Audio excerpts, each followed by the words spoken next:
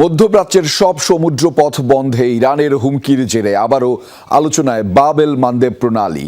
কৌশলগত দিক থেকে ব্যস্ততম হরমুজ প্রণালীর পরই এর অবস্থান। ইরান যুদ্ধের জেরে বর্তমানে এটিই ব্যবহৃত হচ্ছে বিকল্প মূল রুট হিসেবে। কিন্তু গুরুত্বপূর্ণ এই জলপথের নিয়ন্ত্রণ কার্যত ইরান তথা হুতি বিদ্রোহীদের হাতেই রয়েছে। এই রুট বন্ধ হয়ে গেলে মুখ থুবড়ে পড়তে পারে বিশ্ব অর্থনীতি। রেইনবো অ্যাক্রোপ্লাস্টে অ্যাক্রিলিক এমালশন থাকায় মুছে ফেলা যায় যে কোনো দাগ সহজেই। Rainbow Paints. মাত্র ২০ মাইল চওড়া, কিন্তু সংযোগস্থল ৩ মহাদেশের।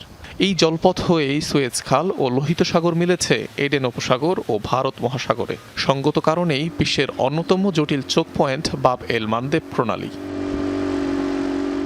এটি শুধু ইউরোপ, এশিয়া কিংবা মধ্যপ্রাচ্যের আর কোনো সাধারণ ট্রানজিট করিডর নয়, বরং হরমুজ প্রণালীর মূল বিকল্প। সাম্প্রতিক যুদ্ধে যার প্রমাণ মিলেছে।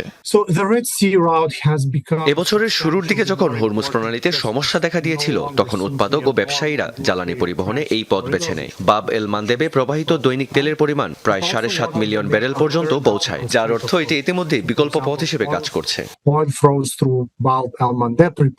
গুরুত্বপূর্ণ এই গেটওয়ে ঘিরেই অবস্থান ইয়েমেনের। একচ্ছত্র প্রভাব রয়েছে দেশটির ইরানপন্থী সশস্ত্র গোষ্ঠী হুতি বিদ্রোহীদের, যারা এক কথায় বলতে গেলে তেহরানের ইশারায় কাজ করে।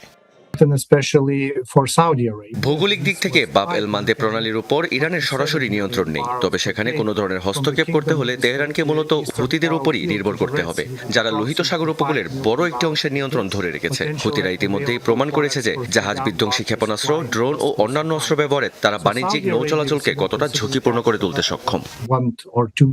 কৌশলগত এই জলপথটি বন্ধ হয়ে গেলে নিঃসন্দেহে বিপাকে পড়বে বিশ্ব অর্থনীতি, কেননা বিশ্বের মোট তেলের প্রায় ১২% পরিবাহিত হয় বাব এল মান্দেব দিয়ে। হরমুজে অস্থিরতার জেরে যা বর্তমানে বেড়েছে কয়েক গুণ। এর পাশাপাশি সুয়েজ খালমুখী বিপুল বাণিজ্যিক জাহাজেরও অন্যতম প্রধান পথ এই প্রণালী। হুতিদের প্রতিটি জাহাজ ডুবিয়ে দেওয়ার প্রয়োজন নেই, এটি অসম্ভব। বরং সীমিত সংখ্যক সফল হামলা কিংবা কেবল হুমকির ফলেই বিমা কোম্পানিগুলো জাহাজের জন্য তাদের কভারেজ বা সুবিধা প্রত্যাহার করতে পারে, অথবা ঝুঁকির বিপরীতে তাদের প্রিমিয়াম হার বাড়িয়েও দিতে পারে। এর ফলে জাহাজ মালিকরা বিকল্প আরো দীর্ঘ পথ পাড়ি দিতে বাধ্য হবে, যা বাস্তবে ঘটেছেও। শুধু জ্বালানি খাতই নয়, বাব এল মান্দেব বন্ধ হলে প্রভাব পড়তে পারে সবকিছুর ওপরেই, কারণ সেখান দিয়ে কেবল তেল বা প্রাকৃতিক গ্যাসই পরিবহন করা হয় না। এশিয়া থেকে যাওয়া আরো অনেক পণ্য, যেমন কন্টেইনার, খাদ্য সামগ্রী, সার, কয়লাও পরিবাহিত হয়। অনিক রহমান, যমুনা নিউজ।